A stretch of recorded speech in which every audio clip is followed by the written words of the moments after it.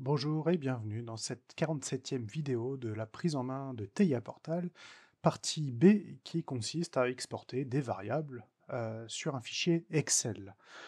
Donc précédemment, on avait vu comment créer notre nouveau projet avec un nouvel automate.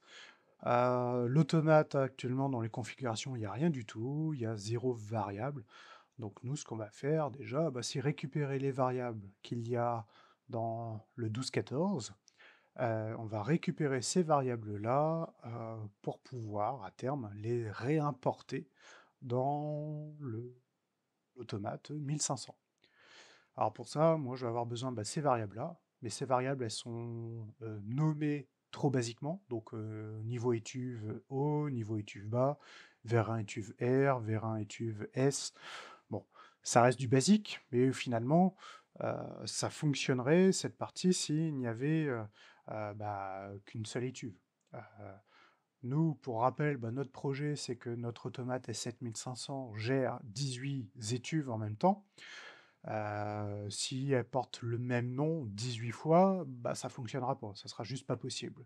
Ou alors, il faudra que j'ai m-du-bas étuve, m-du-bas étuve 2, m-du-bas étuve 3, et là, on va perdre un temps fou.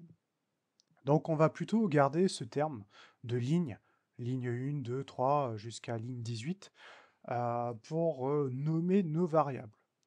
Mais pour ça, je pourrais très bien aller faire un copier, je vais faire un copier, je vais faire un coller vers les nouvelles variables de l'automate 1500. Hein, je pourrais très bien la jouer comme ça, sauf que là, je suis un petit peu en erreur parce que ces variables-là et les variables-là portent le même nom. Donc ça veut dire qu'il va falloir que je les change. Donc le but, c'est de nommer ici L1, et donc à chaque fois, je vais copier L1 et coller L1 à chaque fois. Vous l'aurez compris, ça va prendre un temps fou, parce que là, je vais le faire pour L1, mais il va falloir que je le fasse jusqu'à L18. Donc juste en faisant ça, c'est faisable, ça se fait, mais c'est juste imbuvable. Et pareil, en termes d'adressage, il va falloir que les adresses changent aussi. Donc cette partie-là, c'est pas celle qui sera conseillée. Nous, on va plutôt partir sur la méthode Excel.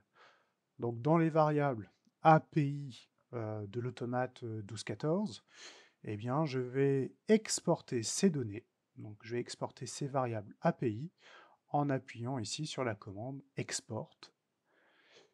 Là, je vais choisir un dossier de destination. Donc je clique sur les trois petits points et je vais aller chercher mon dossier, le dossier qui m'intéresse. Donc moi, mon dossier, il s'appelle tpfbdb et je vais venir le coller dans ce dossier-là.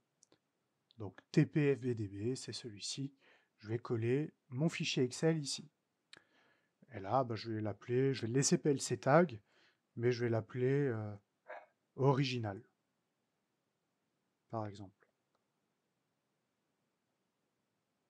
Voilà. Et je fais enregistrer. Je fais OK.